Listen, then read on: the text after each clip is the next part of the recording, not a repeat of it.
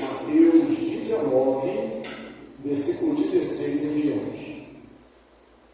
E eis que alguém, aproximando-se, lhe perguntou: Mestre, que farei eu de bom para alcançar a vida eterna? Respondeu Jesus: Por que me perguntas acerca do que é bom? Bom só existe um. Se queres, porém, entrar na vida, guarda os mandamentos. E ele lhe perguntou: Quais? Respondeu Jesus: Não matarás, não adulterarás, não furtarás, não dirás falso testemunho, honra a teu pai e tua mãe, e amarás o teu próximo como a ti mesmo. Replicou o jovem: Tudo isso tenho observado. Que me falta ainda? Disse-lhe Jesus: Se queres ser perfeito, vai, vende os teus bens, dá aos pobres, e terás um tesouro no céu. Depois vem e segue-me. Tendo, porém, o jovem ouvido esta palavra, retirou-se triste, por ser dono de muitas propriedades. Então disse Jesus a seus discípulos: Em verdade vos digo que um rico dificilmente entrará no reino dos céus. E ainda vos digo que é mais fácil passar um camelo pelo fundo de uma agulha do que entrar um rico no reino de Deus. Ouvindo isso, os discípulos ficaram grandemente maravilhados e disseram: Sendo assim, quem pode ser salvo? Jesus, fitando neles o olhar, disse-lhes: Isso é impossível aos homens, mas para Deus tudo é possível. Então lhe falou Pedro: E se nós tudo deixamos e te seguimos, que será por de nós? Jesus lhe respondeu: Em verdade vos digo que vós, os que me seguistes, quando na regeneração o Filho do Homem se assentar no trono da sua glória, também vos assentareis em 12 tronos, para julgar as 12 tribos de Israel. E todo aquele que tiver deixado casas, ou irmãos, ou irmãs, ou pai, ou mãe, ou mulher, ou filhos, ou campos, por causa do meu nome, receberá muitas vezes mais e herdará a vida eterna. Porém, muitos primeiros serão últimos, e últimos primeiros. Isso é maravilhoso. Quando acontece algo trágico, uma tragédia, ou um fato difícil de nós entendermos, a gente às vezes diz assim: Fulano estava no lugar errado, na hora errada. O que aconteceu? Porque ele estava no lugar errado, na hora errada.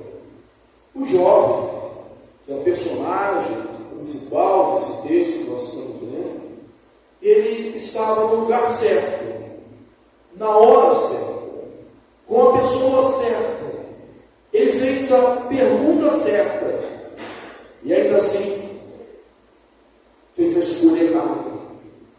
Tudo deu errado. E nós vamos pensar e meditar sobre esse texto nessa noite.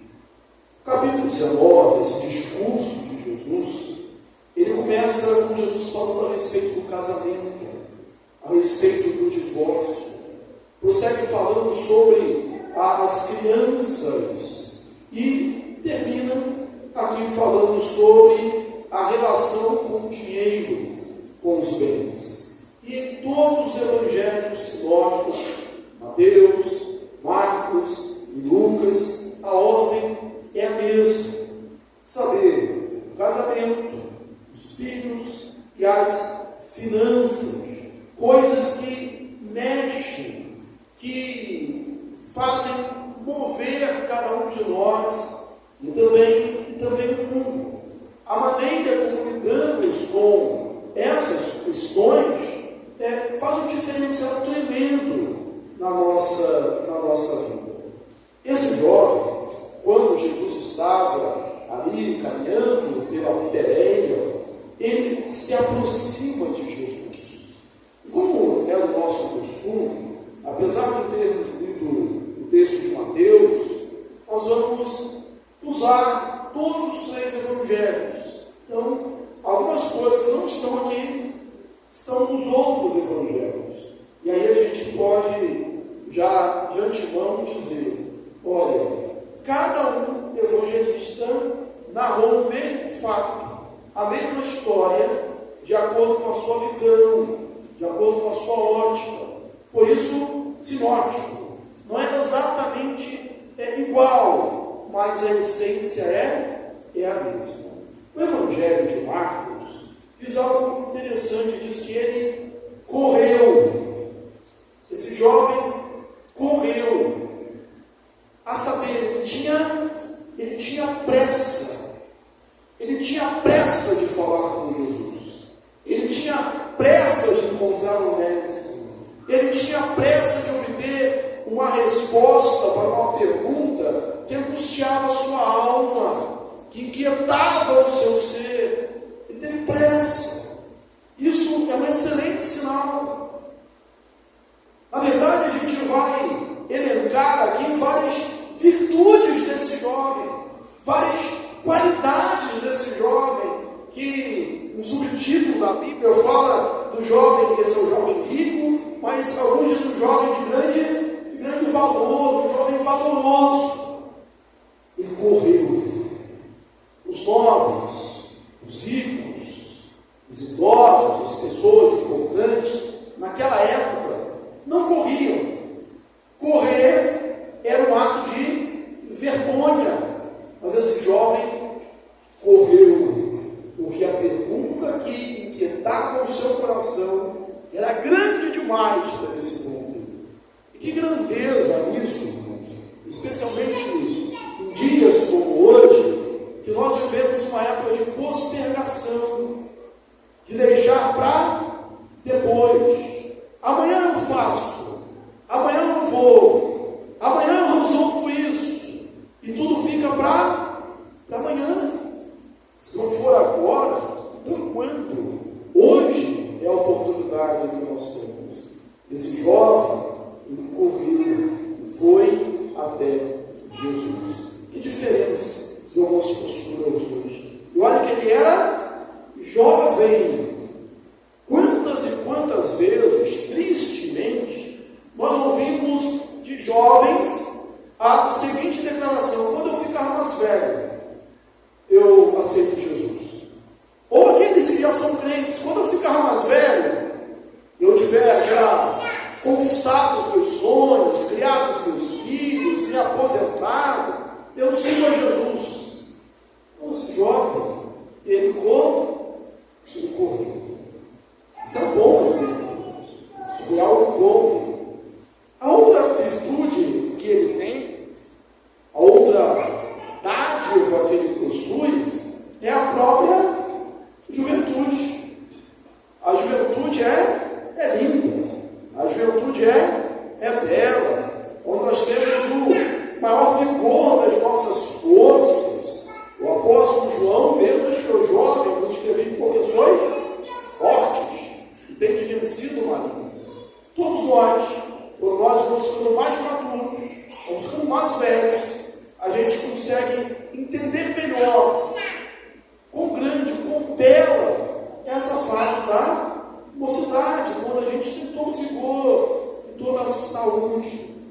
Então ele tinha algo que era bom, que era saudável, era jovem saudável. Ele tinha uma outra virtude.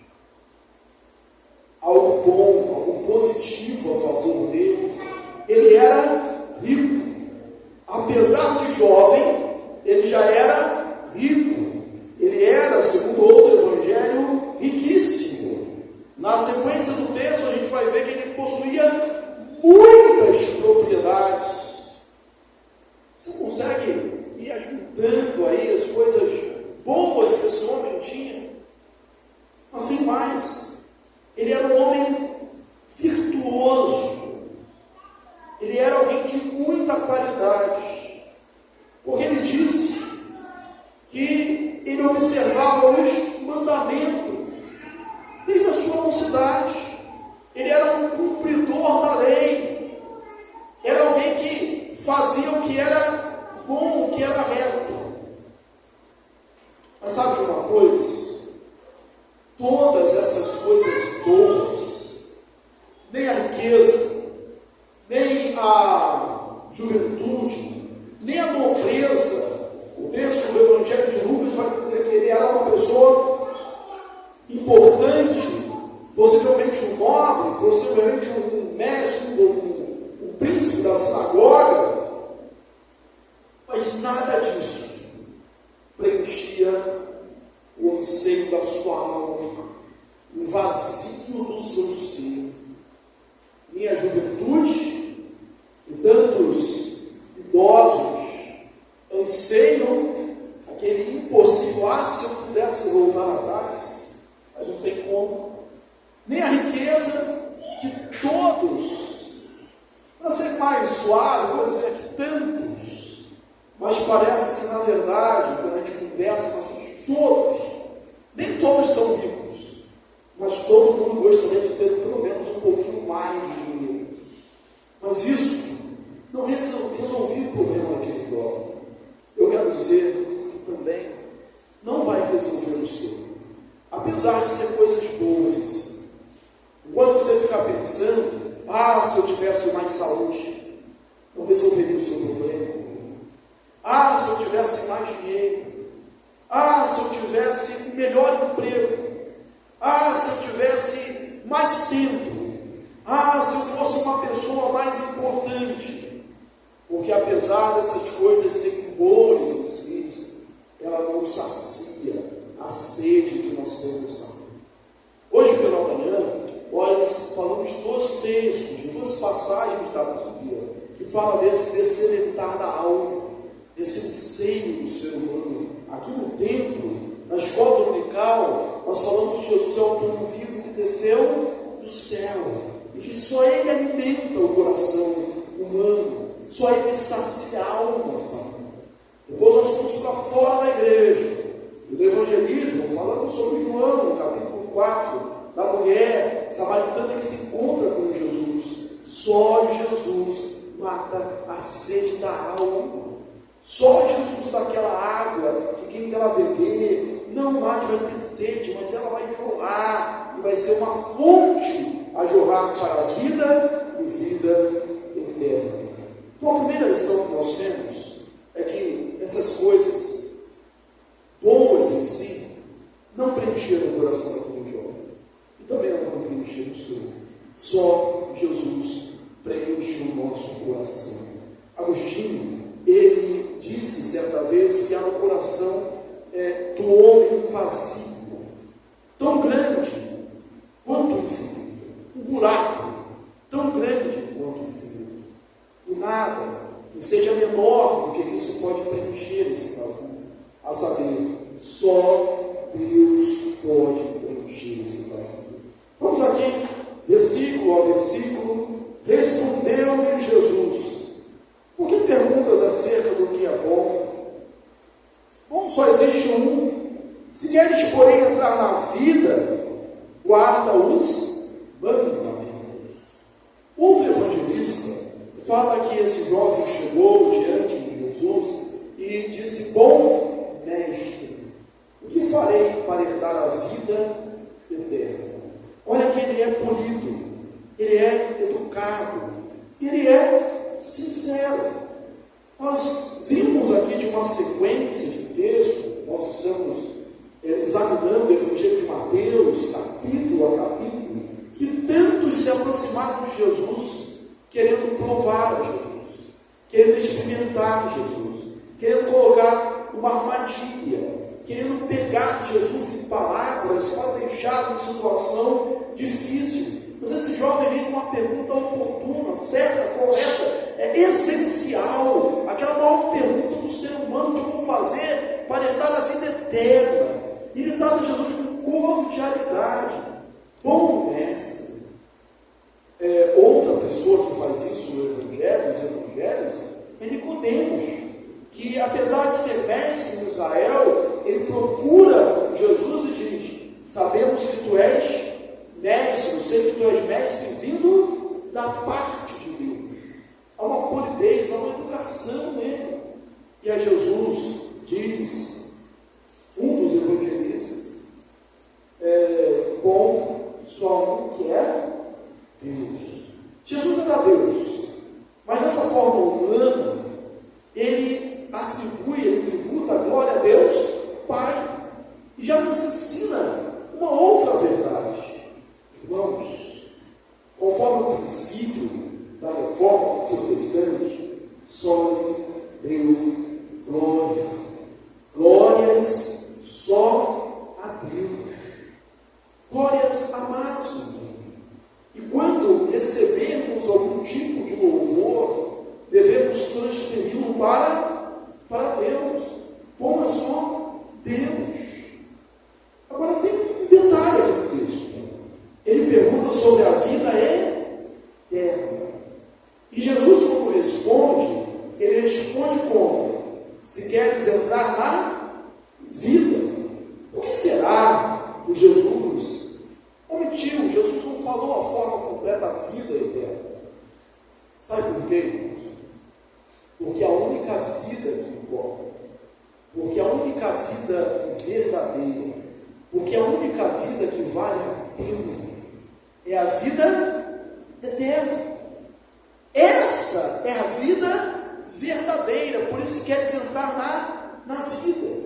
Porque aqui, conforme diz o salmista, nossos anos chegam a 70, aqueles que têm vigor a 80, o melhor deles é canseira, enfado, porque tudo passa rapidamente e nós vamos. Em outro lugar, nós vemos de um homem que aumentou a sua lavoura, teve uma boa colheita, estendeu os seus celeiros e ovulou. Essa noite pedirão a tua alma. O que tem feito para quem será? Nós não sabemos a tempo, a duração da nossa vida aqui. Mas nós sabemos que nós fomos criados para a eternidade. Lá em Eclesiastes 3, nós vemos que Deus fez tudo formoso no seu devido tempo. E também pôs a eternidade no coração do homem. Esse anseio que nós temos pela vida eterna, é porque Deus colocou em nós esse desejo. Nós fomos criados para a eternidade. O único caminho, o verdadeiro caminho, é só Jesus. Mas por que Jesus fala dos mandamentos? Não é para ser salvo pelos mandamentos, mas era para dizer e mostrar para aquele jovem, como mostra também para cada um de nós, que justamente nós não conseguimos ser salvos pelos mandamentos. O jovem diz: eu tenho guardado isso desde a minha mocidade. Aí ele pergunta quais. Existiam os fariseus, os rabinos judaicos, uma infinidade de acréscimos ali. A lei moral está compreendida lá em Êxodo capítulo 20. Eu vou recitar aqui e você vai lembrando. Existe a primeira tábua da lei e a segunda tábua da lei. Ali em Êxodo 20. A primeira parte fala do dever do homem para com Deus. E a segunda parte, o dever do homem para com o homem, para com o seu próximo. Ouve, Israel, o Senhor é o único Deus, né? O Deus que tirou da terra do Egito, da casa da servidão. Esse é o prefácio. terás outros deuses diante de mim, não farás para ti imagem de escultura, não invocarás o nome do Senhor teu Deus em vão, guarda o dia de sábado para santificar, honra teu pai e tua mãe, não matarás, não adulterarás, não furtarás, não dirás falsos testemunhos, não cobiçarás. Você vai observar que quando o jovem pergunta quais, Jesus, seja mais específico. Eu quero saber quais. Jesus, ele cita mais precisamente os mandamentos da segunda tábua da lei. Ele não começa com não terás outros deuses diante de mim, não farás para ti mais escultura. Ele começa com a segunda parte dos mandamentos e cita Deuteronômio e Levítico, onde nós temos aquele resumo: amarás o Senhor teu Deus de todo o teu coração, de toda a tua alma, de toda a tua força, e ao teu próximo como a ti mesmo, que Jesus repete ali no Evangelho de Lucas, também na Cruz. E aí ele cita: não matarás, não adulterarás, não furtarás, não dirás falso testemunho, honra teu pai e tua mãe. Por que Jesus não falou dos primeiros mandamentos? Sabe por quê? João, ele interpreta isso muito bem. Ele traz a essência disso de uma maneira bem sucinta para cada um de nós. Lá no 1 João 4:20, ele diz assim: se alguém diz que ama a Deus, a quem vê, e odeia o seu que não vê, e odeia o seu próximo a quem vê, ele é mentiroso. Porque como pode amar a Deus a quem não vê, e odiar o próximo a quem ele vê? Se você transgride os mandamentos em relação ao próximo, você não pode dizer, à luz da Bíblia, à luz da revelação dada, que você ama a Deus, que você guarda os outros mandamentos. Agora, um outro detalhe aqui, eu quero chamar a sua atenção para isso. Por que é que Jesus termina, e isso acontece nos 3 evangelhos, a citação ordinária dos mandamentos com honra teu pai e tua mãe? Na verdade, honra teu pai e tua mãe vem antes de qualquer um desses mandamentos que ele cita. Mas nos 3 evangelhos, Jesus cita no final. Nós não sabemos a razão exata disso, mas com certeza isso, honrar pai e mãe, à luz da Bíblia, à luz da Escritura, é algo muito importante, é de relevância suprema. Mesmo porque é o primeiro mandamento com promessa, né? Honra teu pai e tua mãe para que se prolongue os teus dias na terra, que o Senhor teu Deus te dá, que as coisas te vá bem. E aí o jovem replica: tudo isso tenho observado, o que me falta? Olha que esse jovem tinha riqueza, esse jovem tinha nobreza, poder, esse jovem redundante, era jovem, tinha saúde. Ele guardava aqui os mandamentos, mas ele pergunta: o que me falta ainda? Há uma certa soberba, há uma certa pretensão nele. Ele diz: tudo isso tenho guardado. Será que tem guardado mesmo? Será que ele tem guardado como Jesus ensinou? Olha, está escrito, né? Não matarás, mas aquele que odiar o seu irmão já o matou. Não adulterarás, mas aquele que olhar para uma mulher com intenção impura no coração e adulterou com ela. Será que ele observou tudo isso mesmo? A verdade é que quando nós nos prostramos a Jesus, e ele faz isso, o evangelista sinótico, lá nos evangelhos sinóticos, Mateus, Marcos e Lucas, vai dizer que ele está prostrado, que ele está de joelhos diante de Jesus. Mas nós não nos ajoelhamos diante de Jesus com as nossas virtudes,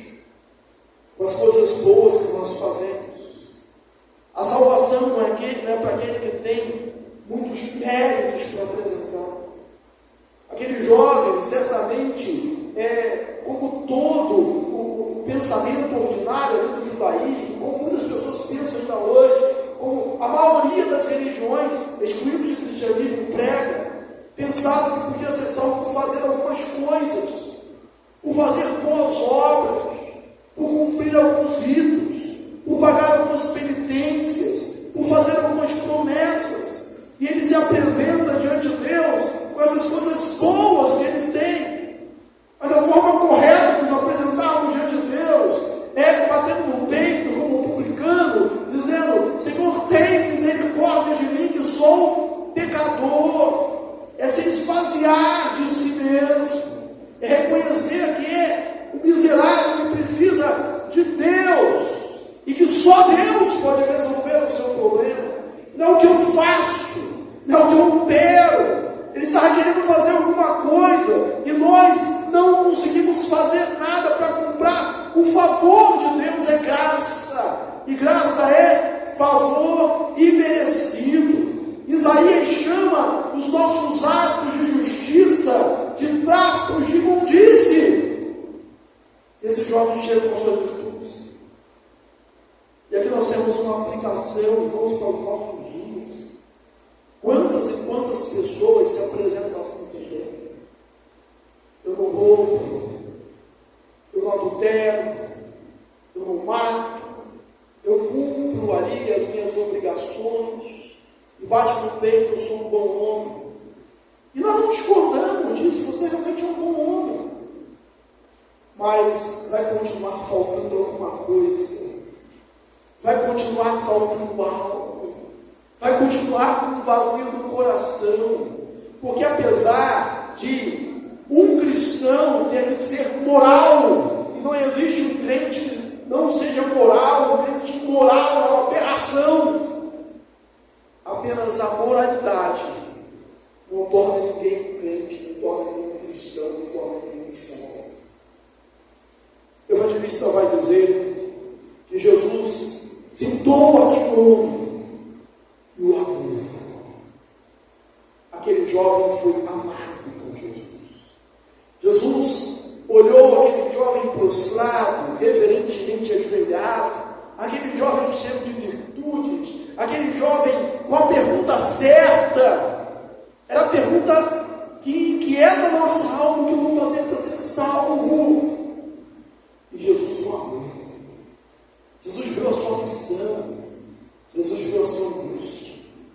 E tem um mandamento, na segunda tábua da lei, que não dá para a gente medir exteriormente. Esse jovem, no crivo, talvez, de um rabino, fosse aprovado como um rei. Mas tem um mandamento que não dá para a gente, o cumprimento dele não é palpável. Sabe qual é? É não cobiçar, não cobiçarás. Você não consegue olhar para uma pessoa e dizer: olha, fulano não cobiça. Ele não cobiça a mulher do próximo. Porque está aqui, está na sua mente, está no seu ser. Aí não cobiça a riqueza, e não cobiça os bens. E esse jovem tinha um grande problema que Jesus sabia qual era. Eram exatamente as suas riquezas. E aí Jesus diz: quer ser perfeito? Quer ser maduro? Quer resolver o seu problema?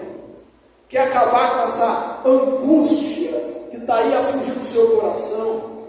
Porque é verdade que o pobre tem angústias, mas alguns ricos são muito mais angustiados que os pobres, porque tem medo de perder o que tem, não consegue dormir por causa dos seus bens, por causa dos seus valores, por causa dos seus investimentos. São ricos e atormentados.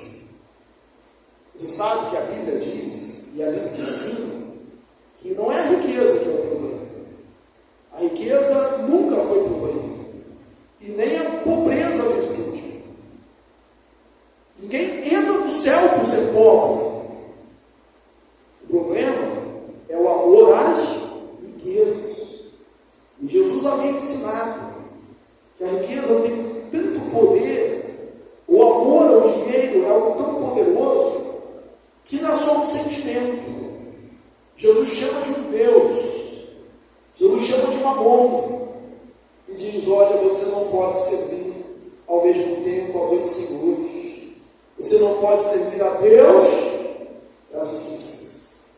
A casa daquele jovem, ele tinha tanta riqueza na casa, mas ao mesmo tempo tanta pobreza, tanta miséria, tanta escassez na alma, porque ele possuía riquezas.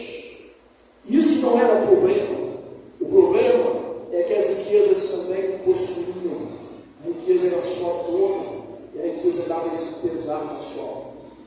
Jesus não nos chama para a pobreza, mas Jesus nos chama para o discipulado.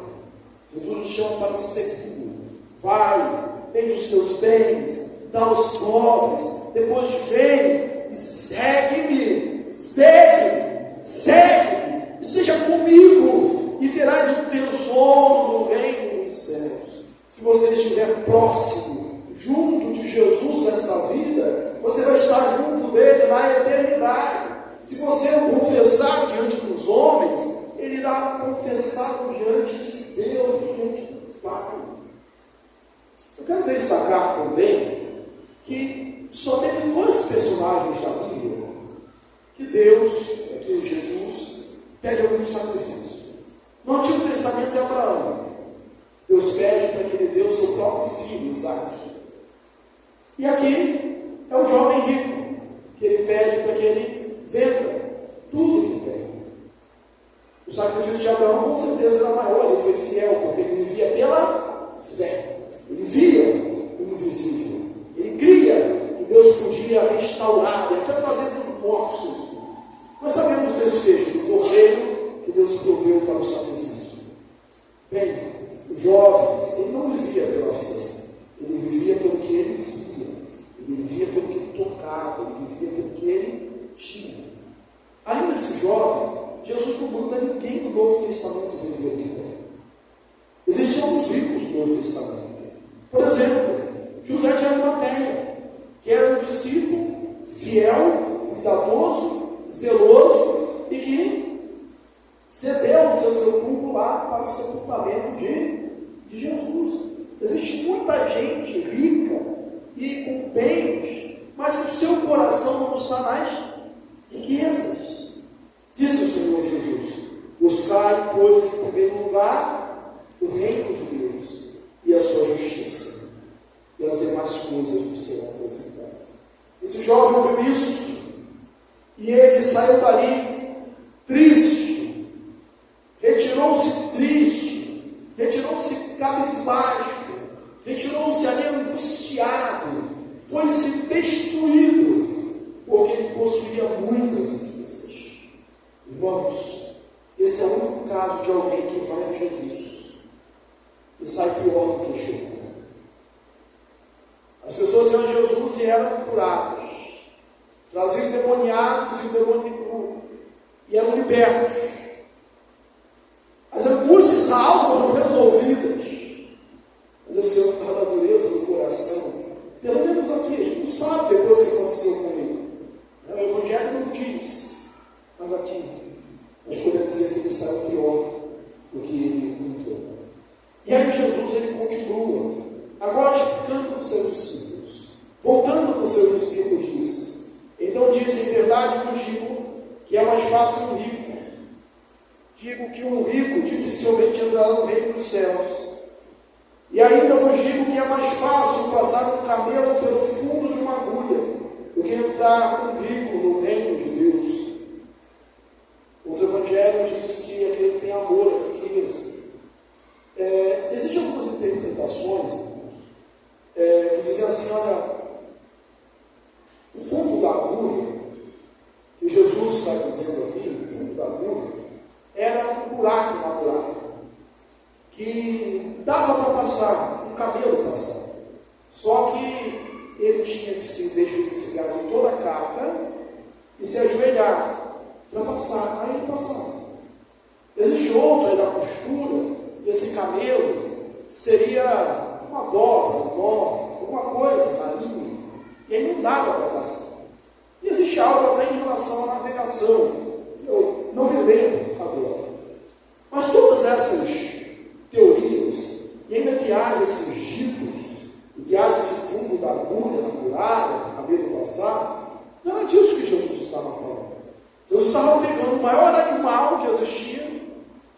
menor orifício que se conhecia, para dizer, olha, não dá. E é impossível, porque as outras interpretações parecem transformar em possível aquilo que Jesus disse que é impossível. Você pode largar a mão da riqueza, você pode se abaixar, pode se humilhar, ainda assim será impossível. E aí, o Senhor se pergunta a Jesus, mas sendo assim, quem pode ser salvo? Quem pode ser salvo? É possível que sinceramente eles disseram assim, olha, Jesus, eu não sou rico, mas o que eu gostaria de ser? Eu não confio na riqueza, porque eu não tenho. Mas se eu tivesse, é bem possível que eu confiasse. Eu me identifico com esse jovem. Sendo assim, sendo essa a condição, quem é que pode ser salvo? E Jesus responde, isso é impossível aos humanos. Nem é possível só para o rico, não é possível só para o jovem rico, nem é possível só para o jovem, mas para o velho, não é possível só para o saudável, mas também para o doente, não é impossível só para o rico, mas também para o pobre, é impossível aos homens, porque o único meio para a salvação é Jesus, que é o caminho, a verdade e a vida. Abaixo do céu não existe nenhum outro nome pelo qual importa que sejamos salvos, é só Jesus, salvação só em Jesus, e ela é gratuita. Só o Senhor Jesus salva. Os discípulos precisavam entender isso. E você precisa entender isso. Não é por nenhum mérito seu que você vai ser salvo, mas você vai ser salvo apesar dos seus deméritos, porque a graça de Deus é maior, a graça de Deus enriquece, a graça de Deus supre, e ela salva. Você viu aqui a lanterna, a atenção de Pedro, como porta-voz do discípulo, Senhor, peraí, agora eu estou mostrando, porque nós tudo deixamos. É verdade que não foram muitas propriedades, não foram muitos bens, mas pelo menos nossos parquinhos, as nossas vezes, nós deixamos de ser. O que será de nós? Jesus responde, olha, não há ninguém que tenha deixado pai, mãe, filhos, irmãos, feito algum tipo de renúncia por causa do bem, e que não receba nesta vida bênçãos. Nós, quando pregamos o céu, não é que nós dizemos que nós só seremos felizes do céu, nós recebemos plenitude de alegria, de vida, aqui nesta vida, quando entregamos o nosso coração a Jesus, vai receber nesta vida, e na vida vindoura muito mais. E vocês, os 12 juntos e Judas, vão sentar em 12 tronos e vão julgar as tribos de Israel. Isso a gente vai ver na Apocalipse, capítulo 21. Deus tem coisas boas para nós, aqui e sobretudo na eternidade. Nem olhos viram, nem ouvidos ouviram, nem jamais penetrou no coração humano que Deus tem preparado para os seus. E certamente era visualizando isso que o apóstolo Paulo disse, porque eu estou bem certo que os sofrimentos do presente não se podem comparar com a glória que vir a ser revelada em nós. E aí ele chama as suas tribulações, que ao meu ver, e ao seu também, certamente, eram grandes, mas ele chama assim das nossas breves e momentâneas tribulações. Por quê? Era breve, não em comparação à vida que a gente tem, mas em comparação à eternidade. Que você chegue a Jesus hoje e possa deixar tudo ego, todo egoísmo, toda soberba, toda a boa obra, abandonar tudo e simplesmente levantar as mãos e dizer, socorro, Deus, eu preciso do Senhor, eu preciso do Senhor. Vamos comigo, estando parte de uma música que eu não lembro toda e saber cantar menos ainda, mas é uma música que ela é como se fosse um diálogo. O pessoal chegou no céu e um pergunta para eles, como você chegou a seguir? E no refrão Se alguém souber aí depois, pode lembrar dentro da igreja. Ele respondia: foi graça, foi graça, foi rica e abundante